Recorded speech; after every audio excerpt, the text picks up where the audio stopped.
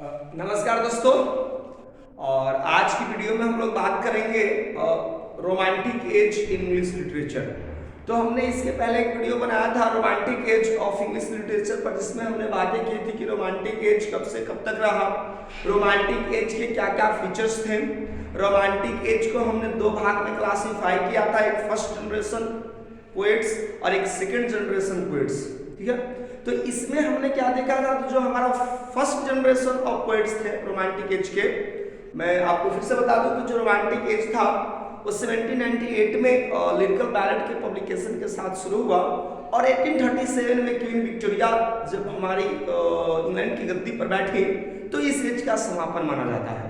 तो इसमें first generation में हम लोगों ने 4 पोएट्स देखे थे, जिसमें सबसे पहले हम लोगों ने देखा था विलियम ब्लैक को, फिर थे हमारे विलियम वर्ड्सवर्थ, इनकी साथी एस.टी. कोलरिज और एक और हमारे पोएट थे रॉबर्ट शाउली। वहीं दूसरी तरफ देखें तो जो हमारा सेकंड जनरेशन था, सेकंड जनरेशन में हमने जॉन किट्स को देखा, पी.बी. शेले को देखा। तो दोस्तों आज की वीडियो में हम लोग बातें करने चल रहे हैं कि जो फर्स्ट जनरेशन के जो पोएट्स थे इनके क्या क्या वर्क्स थे, कौन कौन से इंपॉर्टेंट वर्क है, इस चीज को डिस्कस करते हैं। तो चलिए दोस्तों वीडियो को हम लोग शुरू कर लेते हैं। तो सबसे पहले हमारा आज का टॉपिक रहेगा first generation of the romantic as. First generation of the romantic as, romantic as. तो इसमें 4 नाम सबसे पहले हमको याद रखना है, 4 नाम। ठीक है ना दोस्तों, चलिए एक बार फिर से मैं बोलता हूं, 4 पोएट्स हमें याद रखना है, William black, William Wordsworth, ST. Coleridge और रॉबर्ट शाउली। तो हम लोग आज बातें करेंगे सबसे पहले विलियम ब्लैक को। तो विलियम ब्लैक हमारे लिए इंपॉर्टेंट रहेंगे, ये राइटर। विलियम ब्लैक साहब का जो जन्म हुआ था, सबसे पहले हम लोग इनको पीरियड्स की डिस्कस कर लेंगे। तो 1757 में और इनकी जो डेथ हुई थी 1827 में। जानते हैं दोस्तों ये थे कौन? तो जो विलियम ब्लैक थे, विलियम ब्लैक एक फेमस इंग्लिश पोएट है। चूंकि हमको पता है कि इंग्लिश लिटरेचर में रोमांटिक हुआ तो ये तो टर्म कॉमन रहेगा। इंग्लिश एक पोएट के साथ साथ पेंटर भी थे दोस्तों। ठीक है, ये इंग्लिश पोएट के साथ साथ हमारे पेंटर भी थे। जब इनका हम बात करेंगे, इनका जन्म कहाँ हुआ था, तो born in London, born in London. London आपको पता है इंग्लैंड में है। ठीक है, इनको बॉर्न हुआ था इन लंदन में 1757 में। ठीक है, इनकी जो फर्स्ट पब्लिश्ड बुक है, प्रिंटेड बुक जिसको हम कहेंगे फर्स्ट प्रिंटेड बुक, ये इंपॉर्टेंट रहेगा हम लोगों के लिए ऑब्जेक्टिव पॉइंट से। जो इनकी फर्स्ट प्रिंटेड बुक का दोस्तों नाम है वो था पोएटिकल स्केचेज।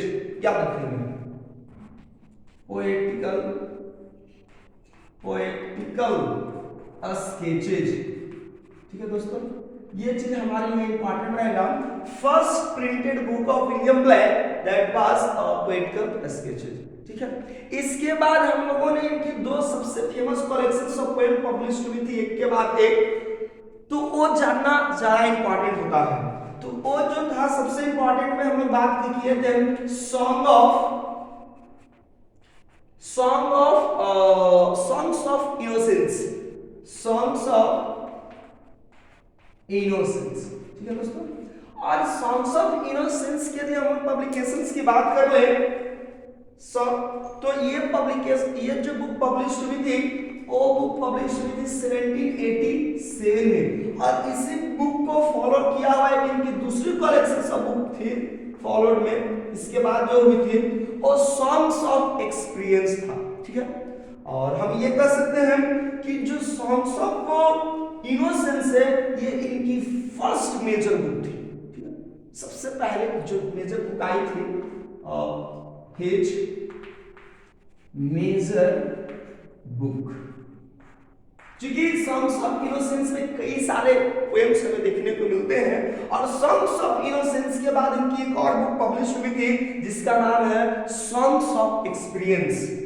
जो अलग कलेक्शंस ऑफ पोएम थी इनकी दोस्तों वो था सॉन्ग्स ऑफ एक्सपीरियंस। और ये बुक पब्लिश हुई थी 1794 में। तो आप देख रहे हैं कुछ ही वर्षों के अंतराल पर ये बुक पब्लिश हुई थी, सॉन्ग्स ऑफ इनोसेंस और सॉन्ग्स ऑफ एक्सपीरियंस। दोस्तों ये जरूर याद रखेंगे, ये इनकी फेमस वर्क रही है विलियम ब्लैक की। आगे यदि हम इनकी कुछ वर्क्स की और बात करेंगे तो इनका एक प्रोज वर्क था दोस्तों जो काफी फेमस हुआ था, हिज प्रोज वर्क। और जो इनका प्रोज वर्क जो सबसे ज्यादा फेमस वर्क हुआ था वो था marriage of heaven and hell, heaven स्वर्ग हेल नरक। इनकी ये फेमस वर्क है, याद रखेंगे। द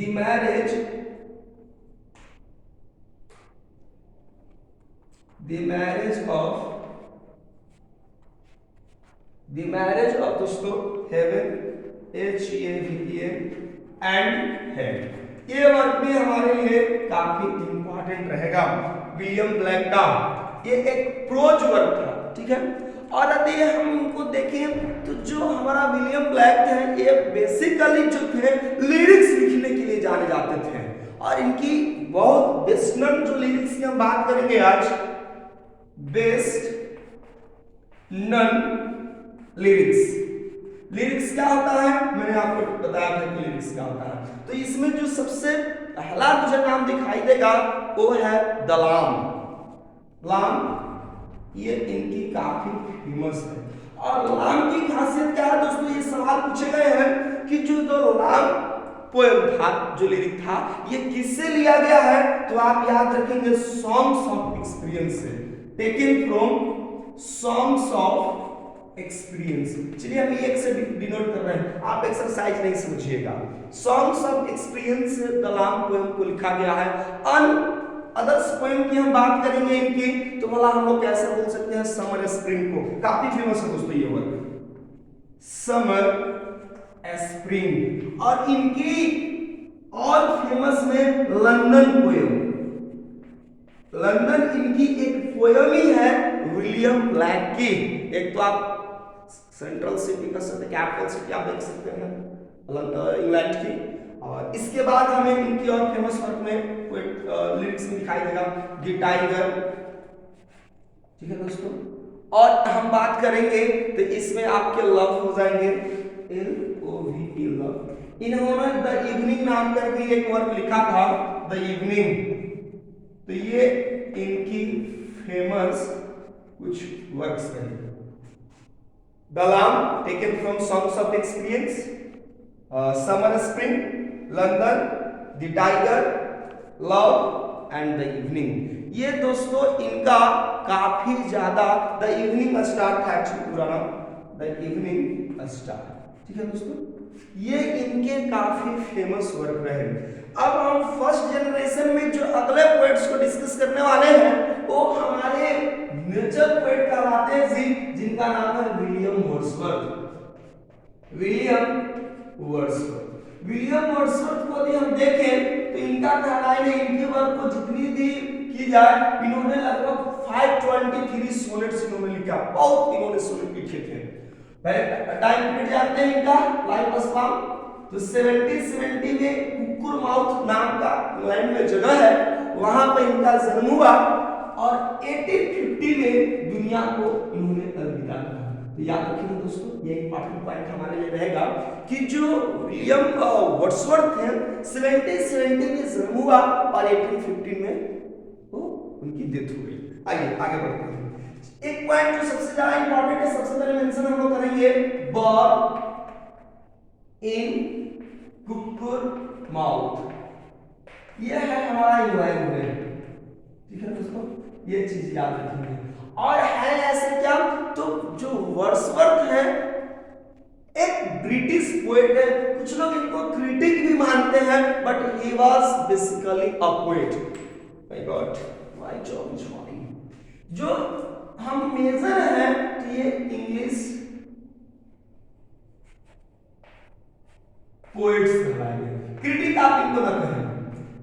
ऐसे कुछ जगहों पर लोग इनका कुछ का मानना है ये है, ठीक है। इन्होंने एक इंपॉर्टेंट पॉइंट मैं बताता हूं, इन्होंने 2 बार फ्रांस की विजिट की थी, ठीक है दोस्तों। तो ही मेड और पेड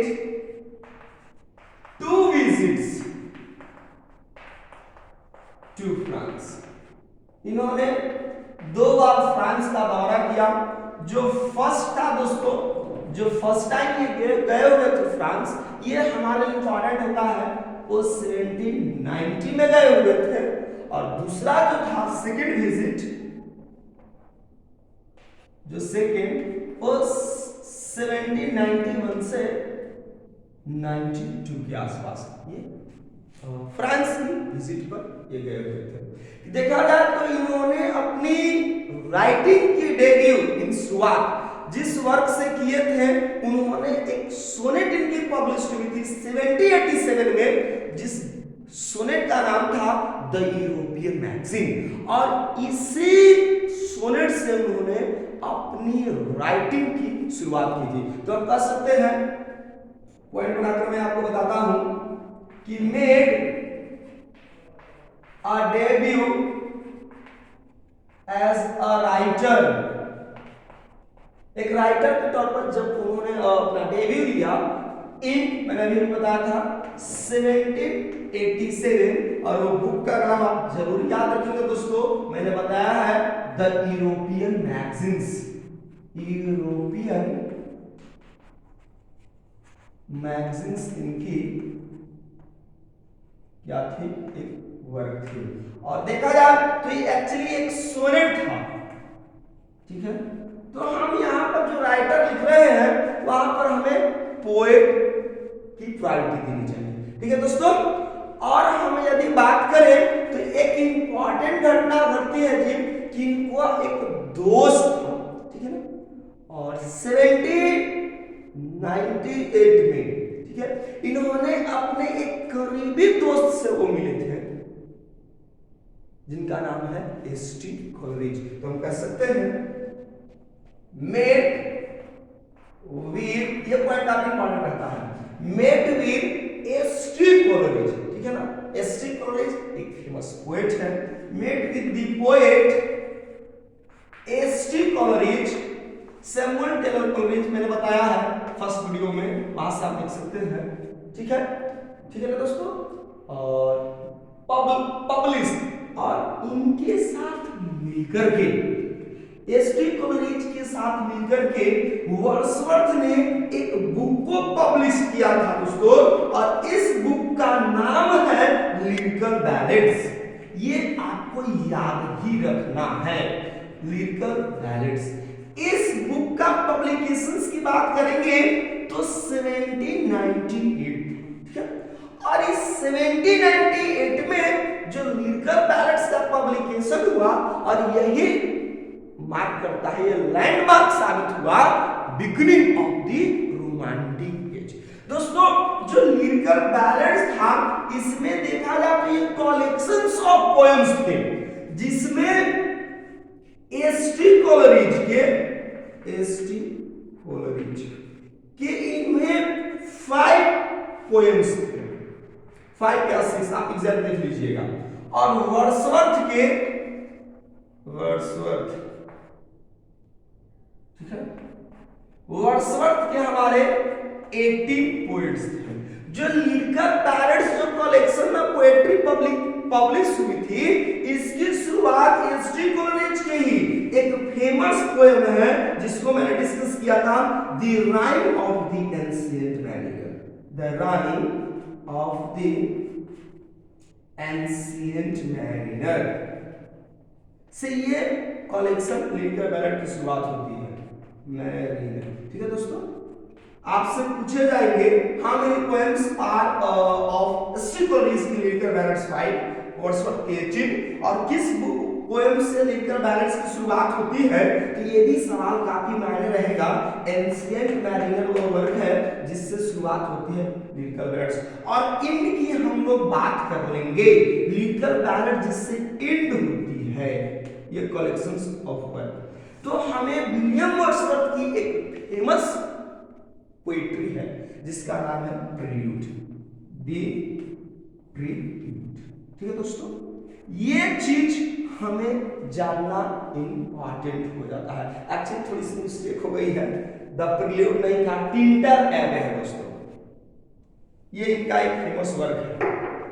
जो इंड हुई है वो है, टिंटर, ठीक है, टिंटर एबे। ये इंपॉर्टेंट रहेगा हमारा 2 पॉइंट। एसटी कोलरिज की वो poem rime ancient the rime of the ancient mariners से लिखा बैलेट की शुरुआत होती है, एंड होती है वर्ड्सवर्थ की पोएट्री टिंटर एबे से। अब हम आपको कुछ इंपॉर्टेंट वर्ड्स बताते हैं विलियम वर्ड्सवर्थ के। तो विलियम वर्ड्सवर्थ की हम वर्क की बात करें दोस्तों, तो जो सबसे फेमस आता है उसमें लूसी पोएम्स। अब लूसी पोएम्स का जो पब्लिकेशन हुआ था दोस्तों, आप ये याद रखेंगे, लूसी पोएम 1798 से लेकर के 1807 तक बीच तक ये वर्क लिखा गया, और इस वर्क में कुल 5 पोएम्स थे वर्ड्सवर्थ के। तो हम फेमस वर्क्स की बात कर रहे हैं आपसे, फेमस वर्क्स।